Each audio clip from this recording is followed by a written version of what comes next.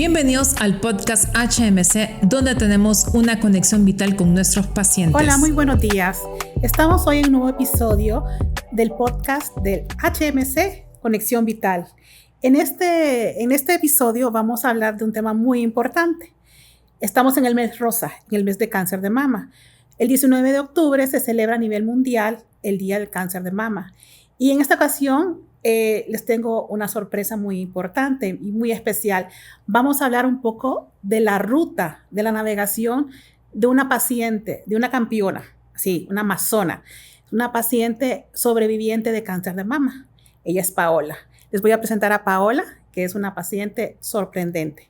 Entonces, vamos a ver, Paola, cuéntanos un poco sobre ti. Preséntate.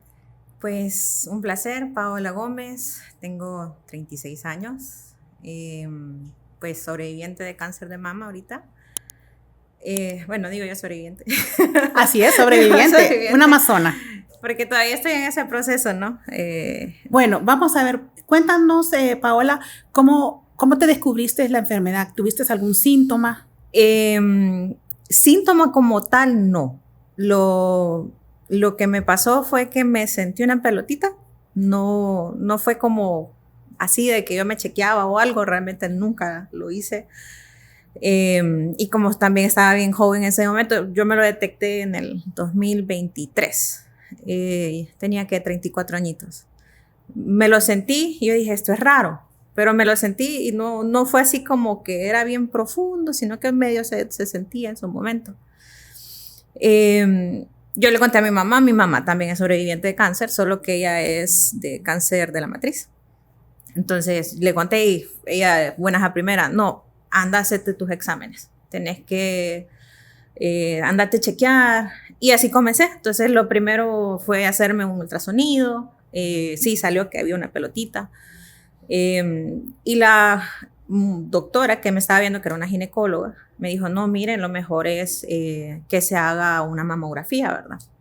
Entonces fui, en este caso fui al hospital a hacerme la mamografía. No me la querían hacer porque era menor de los 40 años, pero igual me la hicieron y era por el mismo tema que había una pelotita y no se notaba de qué era. Entonces ya cuando me hacen la mamografía también se aprecia ahí que estaba la pelotita y me indica la misma ginecóloga, no, lo mejor es hacerle una biopsia. Entonces me voy a hacer la biopsia. Me recomendó hacérmelo con un mastólogo. Me la hice con el mastólogo y cuando sale la biopsia y todo, pues sale nada. Sale que era benigno. El mastólogo me dice, no, sí, o sea, sigamos con el seguimiento porque hay que seguir viendo. Pero en eso, pues, pasaron cosas, me despidieron. Entonces me dejaron solo con cierto tiempo del seguro. Y yo también andaba una pelotita, tenía piedras en la vesícula. Entonces prioricé las piedras. Entonces, ¿qué pasó? Me operaron. No sé qué pasó con la cirugía, la verdad. Pero como que me aceleró la pelotita, digo yo. Realmente yo creo que fue el proceso normal. Pero la pelotita me ha salido como de 1 centímetro, no, 2 centímetros era. Y en ese lapso de lo que yo me recuperaba de la operación, que fue un lapso de 1 mes, se me creció. Entonces la pelotita se me hizo de 7 centímetros en menos de 1 mes. Entonces ya vuelvo otra vez. Desde que me empiezo a sentir que empieza a crecer, yo sentía como punzones. Ya me miraba bien chichona, yo casi no tengo chicha, entonces se me notaba bastante. Ya fui donde el mastólogo, me dijo, hagamos otro ultrasonido, hicimos el ultrasonido, y ya me dice, no, como solo es un tumorcito, en base a lo que salió de la biopsia, entonces solo quitémoslo. Cuando me lo quitan, pues se le manda a hacer exámenes y me sale el resultado de que no, que era cancerígeno. Entonces ya cambia todo el asunto, ¿verdad? Entonces no, ya. Como no me había quitado el pecho, yo pedí una segunda opinión, fui a donde otra doctora, cirujana, oncológica, y ella me dijo, no, lo mejor, como no se te raspó, se te hizo un proceso normal, mejor quitarse el pecho. Son decisiones difíciles y yo por eso pedí la segunda opinión y ella me dijo, sí, lo mejor es quitártelo para bajar las probabilidades porque Y hay que hacer más exámenes, pero no sabíamos qué era, solo se sabía que era cáncer. Cáncer nivel, ¿cómo era? 3. Era un grado 3. Grado 3, grado 3. Y bueno, entonces tomé la decisión y me quité el pecho, ¿verdad? Gracias a Dios, mejor dicho, que tomé esa decisión porque venía otro tumorcito. Ya venía saliendo un tumorcito de 2 centímetros más. Entonces ahí comencé con el proceso. La doctora, que quiero mucho, la doctora Tesla, me recomendó con la doctora. Oncóloga aquí presente, la doctora Zavala. Y pues ahí ya comencé todo el proceso oncológico, ¿no? Entonces fue bien difícil porque uno no se imagina nunca que es algo malo. No se imagina que a uno joven le va a pasar o le va a dar cáncer o temas así. Yo sí lo refiero bastante que quizás mi estilo de vida no era bueno. Siempre pensé de que me iba a dar porque mi mamá le dio. Entonces era como, no sé, como que ya sabía que me iba a dar de alguna manera y solo lo aceleré quizás por el estilo de vida que llevaba. Entonces, por ahí. Y cuéntame, el acompañamiento de tu familia fue importante. Sí. Afectó bastante de manera positiva. Sí, pues muchas de las decisiones fueron por ellos, porque vaya, si no hubiera tenido la presión de mi mamá de irme a hacer exámenes, quizás todo me hubiera acelerado mucho más y yo ni cuenta me hubiera dado que era algo maligno, ¿verdad? También cuando comencé el tema bueno, cuando tomé la decisión de quitarme el pecho fue por ellos, porque ellos me dijeron, mira, sé que vos no querés quitarte el pecho, pero... porque me decían, solo raspate un poquito más y quitarse los ganglios, que es lo que a uno le explican, que se puede regar y todo. Y al final, mi mamá me decía, mira, Angelina Jolie me decía, que ella sabía que tenía un cáncer de genética y se quitó los 2 pechos, me dice. Y ya ahora hay más tecnología, quizás a futuro te pongas otro, y así, ¿verdad? Entonces yo como, bueno, tiene razón. Entonces, muchas de las decisiones fue por mi mamá, porque ella lo había vivido. Pero igual, ¿verdad? Todo el tema de los costos fue con mi papá, gracias a Dios que pues él me podía ayudar. Las quimios, las quimios. Quizás yo no era una persona, ¿cómo se dice? Se me fue la palabra, pero yo miraba a una persona mal y yo no me sentía como, no era muy empática, por decirlo así. Entonces yo, mejor dicho, algo que me arrepiento fue que cuando mi mamá tuvo cáncer yo no estuve ahí con ella. Entonces, por lo mismo que no tenía empatía, cuando ya me da cáncer me cambia la situación. Y mejor dicho, ahí fue cuando entendí muchas cosas, porque por lo menos las quimios a mí me empezaron a dar depresión. Yo no creía en la depresión. Bien interesante porque cuando ya lo vive uno es súper diferente. Y pues mi familia fue súper apoyo ahí, porque me dijeron, no, mira, o sea, aquí estamos, te apoyamos. Estuvieron en mis operaciones, estuvieron en todas mis quimios, mi mamá estuvo en todas mis quimios, ¿verdad? Mi hermana igual, ella hacía todo lo posible como para que yo me sintiera normal, porque uno no se siente normal, ¿verdad? Con esos procesos que uno pierde el pelo, estar aislado, porque a uno le piden estar aislado. Entonces, es bien feo porque aunque uno tenga las personas, de alguna manera, el no poder salir uno se siente como que la vida se detuvo. O sea, como el proceso de la pandemia. Yo creo que hasta la pandemia me ayudó a estar encerrada. Pero sí, son un pilar. Sí, es un pilar de sentimientos. Sí. Lo importante es que no dejaste que el miedo, que es una de las cosas, de los primeros síntomas que hay, no te venciera, sino que utilizaste esto, ¿verdad?, para seguir adelante, para, como decir, agarrar la enfermedad como agarramos el toro por los cuernos y pues seguiste paso a paso cada tratamiento. Cada tratamiento, por ejemplo, la cirugía, pues da un miedo especial, ¿verdad? Es decir, vivir sin tu mama, pero tenemos que tener en cuenta que eso es algo nada más pasajero, porque para eso existe la reconstrucción, donde ponemos implantes, o sea, hacer otro tipo de procedimientos, donde prácticamente pues vas a tener nuevamente tu mama. Entonces, es muy importante saber que eso hay, es igual como la quimioterapia, que una de las cosas que más impacta es la pérdida del cabello, ¿ok? Pero mira tu cabello que ya te va creciendo, diferente, ¿verdad? Más bonito le digo yo, pero ahí va. Y lo importante con cada decisión es el apoyo del familiar, porque sin la familia es bien difícil pasar este proceso, muy difícil. Y cuéntame, ¿ahorita estás en tratamiento? Sí, sigo en tratamiento con un medicamento de genética porque se me detectó que mi cáncer es genético. Entonces, a mí me gusta aprender, por eso estoy con la doctora porque ella explica bastante. Entonces, cuando me diagnosticaron cáncer, yo quería saber qué seguía, qué tenía que hacer todo. Entonces, tuve otro médico y con ella me gustó mucho por eso, porque ella me explicaba a detalle todo, qué procedía, porque uno quiere saber qué procede, ¿verdad? ¿Qué tengo que hacer? Bueno, a mí, como joven, ¿verdad? Uno le dice como que le va a detener la vida, que es lo que a mí me daba miedo, ¿verdad? Entonces ya cuando ella me explicaba, no es algo de un día, no es algo de 3 meses, o sea, es algo que va a llevar tiempo, hay que hacer análisis. Ya uno que le expliquen, por lo menos a mí me gustó bastante eso. Exactamente. Una de las cosas es que el cáncer de mama puede ser esporádico, casi un 85%, y un 15% puede ser hereditario. Entonces, cuando hacemos el diagnóstico en una paciente joven, es muy importante hacer esta distinción, porque actualmente hay tratamientos que se pueden dar en pacientes que tienen ese factor hereditario. Entonces, le hicimos el examen, que es el BRCA, y pues el BRCA salió mutado. Esto quiere decir que es un gen familiar, es hereditario. Entonces, Paola ahorita se está beneficiando de un medicamento que se usa, ¿verdad?, en pacientes con BRCA mutado.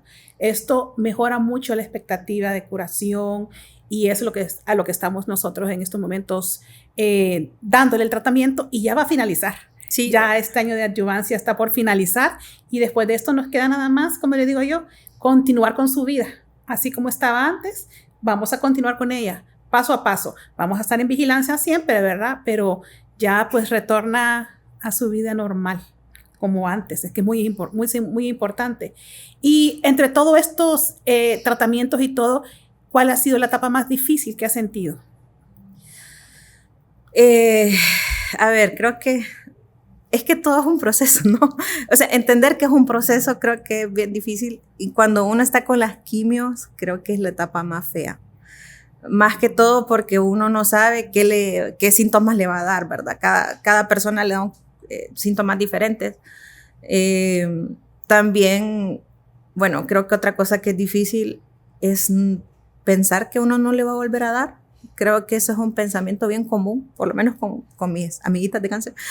Creo que la mayoría piensa que les va a volver a dar. Entonces, quitarse eso de la cabeza es bien complicado porque uno cree que le va a dar bien rápido o que todo le va a dar cáncer o vive con el miedo de que uno se va a morir, no sé. Entonces, esas cosas creo que afectan bastante. Y quitarse eso de la cabeza creo que es lo más importante porque si no, uno siempre anda todo negativo de lo que puede pasar. Exacto. Lo importante es que paso a paso has logrado vencer la enfermedad y un día es un día ganado, y no tenemos que pensar que la enfermedad va a volver, o sea, puede que sí, puede que no, eso no lo sabemos, pero lo importante es que vas a recuperar tu vida y lo que vamos a hacer es ir haciendo cambios para tratar de reducir los riesgos de que la enfermedad vuelva, o sea, mejorar tu calidad de vida, mejorar el tipo de vida, como tú lo decías sí. Antes, pues no te cuidabas mucho y ahora pues ya estás haciendo esos cambios para una vida más saludable y eso es muy importante. Y algo también que sabes que es algo hereditario y tenemos que estar en vigilancia de otro tipo de lesiones malignas que pueden haber y no solo para ti, sino para el resto de tu familia, que es muy importante. Algo que quiero recalcar acá y que es muy importante es que cuando tuviste la sospecha porque te palpaste la lesión, es muy importante que hiciste tu ultrasonido y después te mandaron a hacer una mamografía y no te la querían hacer porque tenías menos de 40 años. Y es algo que sí quiero explicar un poquito. Cuando nosotros hacemos exámenes de tamizaje o de prevención, entonces empezamos la prevención a los 40 años. En otros países se puede empezar a los 50, pero usualmente el examen que se usa es la mamografía. No hacemos mamografías en personas más jóvenes por la densidad mamaria, donde la mamografía no es suficiente y tenemos que auxiliarnos de otro tipo de estudios. Entonces, usualmente mamografías para tamizaje son en personas de 40 años para arriba. Nosotros aquí lo estamos haciendo así. Entonces, muy diferente cuando ya tenemos un paciente que ya tiene una lesión. Entonces ya la mamografía ya no es un estudio para tamizaje, ya es un estudio para diagnóstico. Entonces sí se puede hacer en pacientes que tienen síntomas mamografías. Entonces es muy importante para que sepamos por qué en pacientes que tienen menos de 40 años podemos hacer mamografía sin ningún problema porque ya no es para tamizaje, es para diagnóstico. Otra cosa importante que tú tuviste, pues tu síntoma fue que te palpaste la lesión, ¿verdad? Y algunas veces no tenemos este síntoma, sino que es a través de un chequeo normal que se hace el paciente anualmente y ahí en la mamografía o ultrasonido pues sale una lesión que no es palpable, que es otra manera que puede haber para tener este cáncer sin tener síntomas y sin hacer detección. ¿Y tú te hacías mensualmente la autopalpación? No. Antes de tener cáncer, no. Mi mamá siempre nos decía, ¿verdad? Pero como uno siempre lleva la contraria cuando es joven, nunca me lo hice. Ahora sí, o sea, yo mes a mes, yo solita me palpo. Hay una frase que utilizan en estas asociaciones que dicen, tócate para que no te toque. Entonces, esa me ha gustado y yo por lo menos, como tengo el trauma de que me vaya a dar en el otro pecho, pues por lo menos una vez a la semana trato de hacerme un autochequeo y hasta una vez llego donde la doctora diciéndole, doctora, me siento una pelotita. Y era el mismo músculo, ¿verdad? Pero como ya no tengo cómo comparar, es un poco difícil. Pero sí, o sea, siento que es una forma fácil de prevenirlo, de alguna manera. Exactamente, después de los 20 años, toda mujer tiene que hacerse su autoexploración. La hacemos una vez al mes, usualmente 10 días antes o 10 días después de la menstruación. La podemos hacernos parada, cuando estamos bañándonos o acostada, pero es importante. No importa que tengamos 20, 25, 30, 40, lo importante es autoexplorarnos y es una vez al mes. Y otra cosa también que podemos hacer es que siempre la mujer, después de los 20 años, tenemos que ir al menos una vez al ginecólogo para nuestra revisión. Y en esa revisión el ginecólogo también puede hacer la autoexploración una vez al año. Entonces son las dos maneras donde la gente menor de 40 años puede hacerse su prevención. Entonces, porque usualmente la prevención la hacemos después de los 40, con estudios de imagen como mamografía o ultrasonido. Pero para todas aquellas pacientes jóvenes, lo que yo les recomiendo es autoexplorarse. Conoce tu cuerpo, porque es muy importante. No dejes así desapercibido cualquier lesión que te sientas o palpes y que te digan que es normal. No. Acude al médico y esté en vigilancia. Porque aquí en tu caso fue la primera lesión, te palpaste, te hiciste un estudio. Los estudios pues decían que era algo benigno y no te puedo decir si gracias a Dios o no, pero la colecistectomía y todo ese proceso inflamatorio aceleró posiblemente el crecimiento de la lesión y así pues continuaste el abordaje de una lesión. Entonces, aunque tengamos quistes, enfermedad fibroquística en la mama, fibroadenomas, que son lesiones benignas, lo importante es no dejar al médico, siempre seguir en vigilancia de estas lesiones. Entonces, eso es algo muy importante. Ahora, explícame, ahorita en la rehabilitación, ¿tienes planificado hacer rehabilitación para tu mama, ponerte algún implante? Sí, sí, como era lo que mencionaba mi mamá. La idea sería quitarme el otro pecho. Como, bueno, según tengo entendido, por el tipo de gen que tengo, la probabilidad es que me dé en el otro pecho o en una matriz es bien alta. Entonces, bueno, es algo que hemos platicado con la doctora. Por lo menos la parte de la matriz yo sí quisiera esperarme un poquito porque todavía estoy joven y según tengo entendido quitármelo pues me quita, no produzco ciertas cosas que hace pues los ciclos menstruales. Entonces el otro pecho sí. Voy a empezar ahorita ya a contactar a un cirujano porque me han dicho que hay 2 operaciones. O sea, he investigado, pero ahorita voy a comenzar con el proceso para ya hacerme la cirugía una vez terminando el medicamento. Eso es importante porque una vez que terminamos el tratamiento, debemos recordar que hay que dar rehabilitación. Y esta va a depender de lo que el paciente quiera, cuál es el objetivo del paciente. En el caso de Paola, como es BRCA mutado, este gen pues da un riesgo aumentado de tener cáncer de mama en el pecho contralateral y es una probabilidad alta de 35% más o menos. Y no solamente de cáncer de mama, sino que cáncer de ovario, cáncer de útero, en fin. Entonces muchas veces lo que se hacen son cirugías profilácticas, pero tenemos que tener en cuenta muchas cosas. El paciente en sí, pues Paola va a querer tener bebés, quiere tener hijos, quiere esperar. Sí se puede, claro. Lo que vamos a hacer es una vigilancia estrecha. Ahora, de parte de la mamá, yo estoy de acuerdo y sí animo que después de un proceso de estos, pues ver la posibilidad de la rehabilitación y es hacer su mastectomía contralateral y después una reconstrucción mamaria, ya sea con el método que pues más te convenga. Pero es muy importante y esto debe tomarse siempre en cuenta. Antes de que yo voy a hacer un tratamiento, voy a iniciar un tratamiento, tengo que ver hacia el futuro y establecer una ruta, dar los tratamientos para llegar hasta un final exitoso, ¿verdad? Es llevarla a ella hasta su reconstrucción y después que continúe con su vida. Y poco a poco estamos en eso, ¿verdad? Y algo muy importante, cuando hablamos de cáncer también hablamos mucho de los costos y hablaste sobre eso, ¿verdad? Es una enfermedad que los costos por sus tratamientos, por las cirugías, la reconstrucción, el tipo de medicamentos como se está utilizando, son de alto costo. ¿Cómo hiciste? Ya nos explicaste que tu papá te ayudó, pero ¿qué más nos puedes hablar de ese tema? Pues bueno, gracias a Dios, ahora soy full creyente después de todo esto. Gracias a Dios, pues la empresa donde yo trabajaba me dejaron con seguro todo el año. Entonces eso me ayudó bastante con el tema de las quimios. Entonces solo pagaba el coaseguro. Entonces ahí pues no me salía tanto, por lo menos con las quimios, que fueron 8. Y ya con la parte de las, ¿cómo se llama? Las que les queman. La radioterapia. Las radioterapias, pues también tuve ayuda, en este caso con el San Felipe.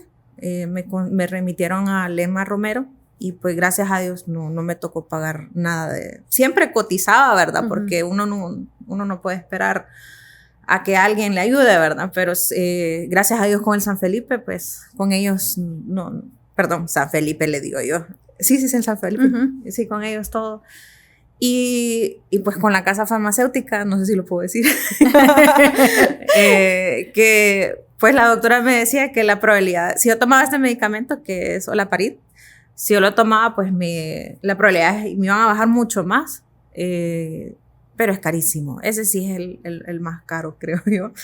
Pues también con la casa farmacéutica, que no sé si puedo decir el nombre, pero agradezco a la casa farmacéutica porque me lo ha dado todo este año el medicamento y pues ya prácticamente cerrado. Entonces sí es carísimo. O sea, una operación, no sé si puedo dar datos, pero una operación andan entre 70,000 a un poco más, dependiendo qué es lo que le toque a uno. Las quimios pues andan como 35 cada una. Las radios son 10,000 cada una y son todos los días. Entonces, dependiendo cuánto le tocan a uno.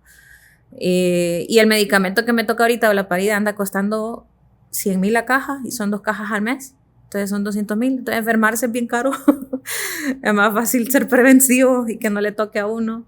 Entonces ahí sí hago la reflexión que es más fácil uno ahorita que uno todavía está saludable, empezar a hacer esos cambios en la prevención. Exactamente. Prevención. Pero también quiero que el hecho de tener cáncer, uno también, aparte de asociarlo con muerte, dolor y todo, le afecta mucho al paciente desde el punto de vista del costo, ¿verdad? Y sí, es un tratamiento costoso, pero no es imposible y hay diferentes maneras que se pueden ayudar. Pues tú utilizaste todas las vías posibles. A nivel tenías tu seguro, utilizaste el nivel público, conseguimos que te pudieran donar el medicamento, en fin, hay varias cosas que podemos hacer. Entonces, que el costoso del medicamento no impida que un paciente haga un diagnóstico temprano por este principio, porque créame, muchos pacientes dicen, no quiero saber que tengo la enfermedad porque viene un costo alto. Hay maneras y que nosotros podemos hacer que el paciente pues, pueda recibir el tratamiento. Entonces, esto que no pare, muy importante. Y cuéntame, ahorita, ¿cuáles son tus hobbies que estás haciendo bajo tratamiento? Porque yo sé que estás como una vida muy saludable, sí. Estás yendo al gimnasio y todo lo demás. Sí, no, mi vida cambió. Siempre hago la referencia porque mi hermana muy probablemente tiene el mismo gen que yo, la diferencia es el estilo de vida, ¿verdad? Entonces yo antes bebía, fumaba, salía, comía afuera, todas las cosas que a uno le gustan de alguna manera. Y mi hermana siempre ha sido bien saludable, entonces siempre hago la reflexión porque yo solo aceleré, que quizás me pueda dar cáncer. Entonces ahora todo lo contrario. Tengo una prima que es nutricionista, entonces me ayudó en todo el proceso, me ayudó a nutrición durante las quimios, después de las quimios, hasta con el tema de las radios. O sea, yo realmente con la doctora, yo nunca tuve algún efecto grave, porque íbamos aprendiendo en el proceso, ¿verdad? Qué cosas durante las quimios no consumía porque me podía dar malestar estomacal. Igual ahorita que estoy con el medicamento, sé que tiene efectos secundarios, pero también uno va aprendiendo como las grasas son las que más me daban ganas de vomitar, entonces no las consumía. Realmente nunca tuve esos efectos porque traté de llevar una alimentación balanceada. Y cuando comencé las quimios también me indicaron hacer pesas. Y me dijeron, las pesas hacen que a uno no le duela. Y yo no lo creía. Con la primera quimio me empezaron los dolores y yo, bueno, en aquel entonces articulares, y yo empecé a hacer pesas. Desde entonces, desde las quimios hago pesas, porque nunca me dieron así malestares fuertes, no, jamás. Y después de eso, pues aún con la rehabilitación, con las radios y todo eso, yo he estado haciendo mis pesitas y todo, y es lo que, mejor dicho, me ayuda hoy en día a sentirme mejor, más saludable. Entonces sí ha sido un cambio de vida que yo espero que me ayude de alguna manera a seguir o bajar la probabilidad de que me vuelva el cáncer. Entonces, más que todo por ahí. Así es. El cambio de vida es muy importante, pero algo que quiero mencionar acá, si ustedes se fijan, no solo es una persona la que interviene, son varios médicos que intervienen para la atención que sea integral en un paciente con cáncer, no solo con cáncer de mama. El éxito que se tuvo durante la quimio para su mejor tolerancia fue que había un nutricionista que nos ayudó para mejorar la tolerancia de los medicamentos y sus efectos. Y también el fisioterapeuta para lo de las pesas, porque una de las cosas que cree que es como un tabú, que el paciente que está en quimioterapia no puede hacer nada. Tiene que estar como en reposo, y no es así. Es importante que hagan ejercicio, solo que qué tipo de ejercicio. Entonces, ven, por ejemplo, con Paola, pues con las pesas, que es un tipo de ejercicio, hubo mejoría. Entonces, cada paciente es diferente, ¿verdad? No es que todo el mundo va a hacer pesas, sino que va a depender el estado clínico del paciente y del paciente con sus propias características. Pero es muy importante que durante el tratamiento sea un equipo multidisciplinario. Puede ser el psicólogo, nutricionista, el fisioterapeuta, el radioterapeuta, el cirujano oncólogo, el oncólogo médico, en fin, el genetista, el patólogo. Todos intervenimos y tenemos que poner nuestro granito de arena para que al final todo sea un éxito. Entonces, es un caso me gusta el caso de Paola, porque Paola era una chiquita de 36 años, donde venía empezando su vida, ¿verdad? Tuvo un diagnóstico que la afectó, pero ella no dejó que el miedo pues la venciera. Más bien, ella utilizó el amor de su familia, de Dios, ¿verdad? De su propio carácter para tomar decisiones que fueron muy oportunas y fueron correctas para vencer esta enfermedad. Y así va a ser tu enfermedad, pues ahorita estamos dando un tratamiento para evitar disminuir el riesgo que la enfermedad vuelva, y estamos aquí para que eso no suceda. Y si llega a suceder, también aquí estamos para tratar eso. Pero quiero recordar que lo más importante es la prevención. Y con cáncer de mama podemos prevenir. Y no hay que decir que no, estamos jóvenes y a una persona joven no le va a dar cáncer. Claro que sí. Tenemos personas pues, jóvenes. La persona más joven que he tenido yo con cáncer de mama es una chiquita de 16 años. Entonces, ¿qué tenemos que hacer? Prevenir. Prevenir ayuda a que esta enfermedad pues, no se dé, a disminuir pues, los costos que hay, y no solo los costos económicos, sino los costos emocionales. ¿Ok? Entonces, creo que lo que tenemos que llevarnos así como un mensaje a casa es que la prevención es lo mejor, no importa la edad que tengas. ¿Y cómo podemos prevenirlo en una paciente tan joven? Fácil. Hacer la autoexploración una vez al mes, ya sea 10 días antes o 10 días después de la menstruación. Y también podemos acudir a nuestro ginecólogo una vez al año para hacer nuestra exploración. Y es una manera fácil, económica y segura para hacer una prevención en una etapa tan temprana, en edades tan tempranas. Ya después de los 40 años es obligación que toda mujer después de los 40 tengamos nuestra mamografía anual. Bueno, algo que quisiera agregar, es más común el cáncer de lo que uno cree, porque, bueno, ahorita que yo me enfermé, es exagerada la cantidad de personas o familiares de amigos, amistades o conocidos que tienen cáncer. Entonces, uno no se da cuenta realmente, quizás porque uno tiene su día a día normal, pero es bien común. Y si me preguntaran a mí, que quisiera saber antes que comenzar un tratamiento o algo, además de que investiguen, por lo menos yo que soy joven, me hubiera gustado que me dijeran, mire, hay opciones porque las quimioterapias afectan ¿cómo se llama? La matriz. Afectan para la esterilidad. Para la esterilidad. Entonces, a mí me hubiera gustado que me dijeran, mira, averiguar opciones de tus óvulos, poderlos conservar, porque, bueno, ahora ya no se pudo, ¿verdad? Ya comencé el tratamiento, pero si alguien que va a comenzar y quisiera hacer familia y no lo tiene, entonces quizás que investiguen eso, que no sé qué tan difícil ha de ser, pero quizás que puedan reservar sus óvulos. Eso es algo, quizás una recomendación a alguien que no está, que va a comenzar un proceso y que es joven y que en este caso que sepa que eso se ve afectado, ¿verdad? Porque todo se le afecta a uno. Entonces quizás uno no conoce estas cosas y es una recomendación que daría.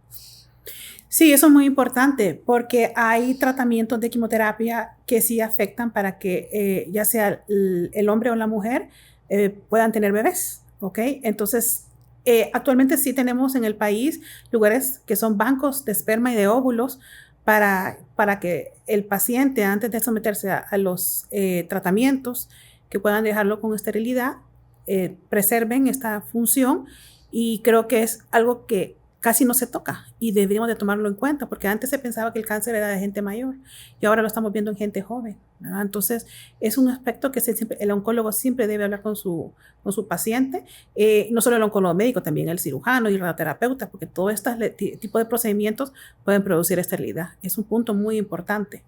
Y bueno, ya casi para terminar, pues quiero hacerte 2 preguntas. Okay. Dime, ¿qué le dirías tú a un paciente que tiene una lesión ahorita, que tiene un síntoma, una sospecha, y que por miedo no quiere ir al médico y hacerse exámenes, porque tiene miedo de que el diagnóstico? ¿Qué le aconsejarías? Pues, bueno, yo le diría que es más importante comenzar que esperar. Bueno, mi caso es, rapidito en un mes creció algo. Imagínense que les regue, no comenzar a tiempo, solo tenemos una vida, entonces hay que actuar rápido y no hay que dudar, no hay que tener miedo, porque miedo siempre va a haber, pero lo importante en este caso es seguir adelante, pues dar ese paso, comenzar de alguna manera y informarse, como les digo yo, o sea, hay costos, sí, hay costos, pero a veces esos costos se ven a nada si uno todavía está vivo, ¿verdad? Porque uno puede volver a comenzar la vida. Yo, gracias a Dios, volví a comenzar, porque me tocó volver a comenzar todo desde cero, ¿verdad? Pero la mejor decisión la pude tomar en su momento. Y yo creo que yo sí dudé, titubeé, y pues lastimosamente por no seguir un proceso a tiempo, pues me tocó quitarme la mama por no hacerlo rápido, por decir algo. Entonces hay muchas cosas que uno se puede evitar, se puede comenzar con anticipación las cosas. Y como decía la doctora, hay médicos para todos, hay especialistas para todos. Yo usé psicólogo hasta para ese tema del miedo. Entonces a mí sí me ha ayudado bastante todo el grupo de doctores con que he trabajado. Y la actitud es sumamente importante. A mí siempre me han felicitado porque trato de tener una actitud positiva, y eso es lo más importante, ver que uno puede salir adelante, no tener miedo. Creo que eso es lo más difícil, quitarse el miedo, pero el miedo nunca se quita. Yo siempre lo hice con miedo. La diferencia es que voy para adelante con el miedo, o sea, no me va a detener a seguir un proceso, ¿verdad? Exactamente. Y lo último, ¿qué le dirías a un paciente que está actualmente en tratamiento y tiene muchos efectos y se siente deprimido, se siente como angustiado, así como para que siga adelante, a darle un aliento? Bueno, algo que he aprendido yo es que todos tenemos nuestras batallas. Todas las batallas son diferentes. Todos tienen síntomas diferentes. Lo que le diría es que, o sea, se alineen o se junten con sus familiares, con sus amistades, porque a veces no todos tenemos la dicha de tener familia, ¿verdad? Pero sí tenemos la dicha de conocer personas. A mí me pasó que mucha gente se me alejó, pero las pocas personas que quedaron, las amo, las adoro y han sido mi ayuda, ¿verdad? Tanto mi familia, mis papás, mi mamá, mis amistades. Tengo amistades que, ¿para qué? Están ahí y uno ocupa hablar las cosas. Entonces a un paciente también yo les recomiendo que lo hablen. A mí me ayudaba mucho hablarlo.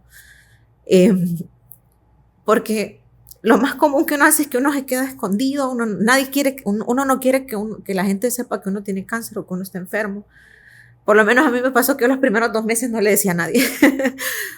Pero ya cuando lo empecé a hablar, yo me di cuenta de que al hablarlo, uno se da cuenta que uno es normal, pues. Porque yo me sentía mal conmigo misma porque no tenía mi pecho, porque no tenía pelo, porque uno cambia físicamente. Yo me inflamé también con las quimios, o sea, uno se siente feo. Entonces, a mí nunca me olvida lo que me decía la psicóloga: ámese primero usted misma. Independientemente, mírese el pecho y diga: amo mi cicatriz, porque estoy viva. Entonces, uno tiene que pensar así, ¿verdad? Estoy vivo, estoy aquí, estoy luchando. Por mucho que cueste, por muy mal que uno esté, va a pasar, todo pasa. O sea, son etapas, son momentos, son meses, pero va a pasar. Entonces yo lo miraba largo y yo decía: pucha, me faltan 3 meses, 3 quimios más, o me faltan las radios. Pero cada cosa yo la celebraba. Terminaba mi quimio, allá andaba celebrando. Terminaba mis radios, allá ando celebrando. Cuando termine, allá voy a ir a hacer una... Y yo le dije a la doctora que va a hacer una piñata de todas las cajas del medicamento y la voy a ir a romper. Pero es celebrar esas pequeñas batallas, ¿verdad? Porque es una enfermedad muy difícil, no es fácil para nadie, creo yo. Pero aquí estamos, y aquí estamos con una vencedora, con una luchadora. Y Paola, te admiro mucho, ¿ok? Porque no es fácil. Se oye como que fuera como fácil, pero no lo es. Y tuviste la entereza para seguir adelante. Y aquí vamos a estar siempre para acompañarte a lo largo de esta ruta, que es para toda una vida, para acompañarte. Pero te felicito y te admiro. Gracias. Bueno, gracias a ustedes por acompañarnos en un episodio más y nos veremos muy pronto. Gracias.